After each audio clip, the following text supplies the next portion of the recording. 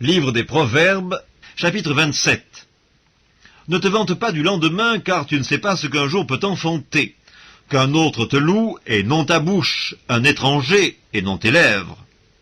La pierre est pesante, et le sable est lourd, mais l'humeur de l'insensé pèse plus que l'un et l'autre.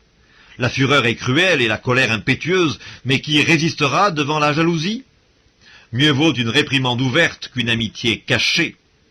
Les blessures d'un ami prouvent sa fidélité, mais les baisers d'un ennemi sont trompeurs. Celui qui est rassasié foule aux pieds le rayon de miel, mais celui qui a faim trouve doux tout ce qui est amer.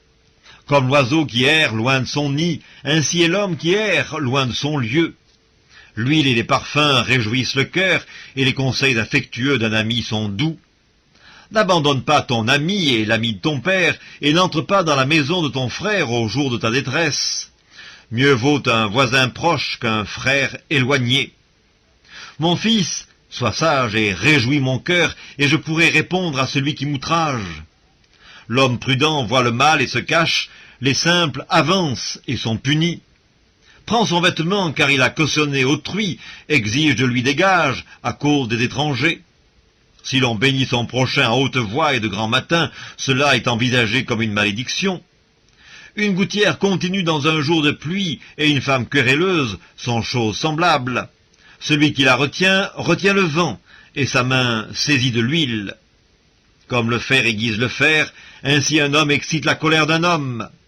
Celui qui soigne un figuier en mangera le fruit, et celui qui garde son maître sera honoré. Comme dans l'eau le visage répond au visage, ainsi le cœur de l'homme répond au cœur de l'homme. Le séjour des morts et l'abîme sont insatiables, de même les yeux de l'homme sont insatiables. Le creuset est pour l'argent et le fourneau pour l'or, mais un homme est jugé d'après sa renommée. Quand tu pilerais l'insensé dans un mortier, au milieu des grains avec le pilon, sa folie ne se séparerait pas de lui. Connais bien chacune de tes brebis, donne tes soins à tes troupeaux, car la richesse ne dure pas toujours, ni une couronne éternellement. Le foin s'enlève, la verdure paraît, et les herbes des montagnes sont recueillies. Les agneaux sont pour te vêtir, et les boucs pour payer le champ.